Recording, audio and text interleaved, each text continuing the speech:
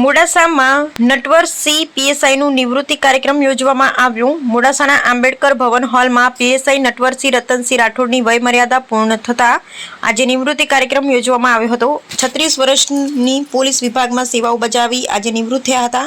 તેઓ 1990માં પોલીસમાં જોડાયા હતા। પ્રથમ posting Modasa town police station ખાતે કોન્સ્ટેબલ તરીકે ફરજ ઉપર હાજર થયા હતા। ત્યારબાદ તેમણે પોલીસ વિભાગના જુદા જુદા વિભાગોમાં નિષ્ઠાપૂર્વક કાર્ય નિભાવ્યા હતા। પીએસઆઈનું પ્રમોશન મળ્યા બાદ તેઓ પંચમહાલ જિલ્લાના વિવિધ પોલીસ સ્ટેશનોમાં ફરજ બજાવી હતી। ત્યારબાદ અરવલ્લી જિલ્લામાં બદલી તથા તેમને બાયડ તેમજ જિલ્લા પોલીસ વડા કચેરી ખાતે ઉમદા સેવાઓ બજાવી।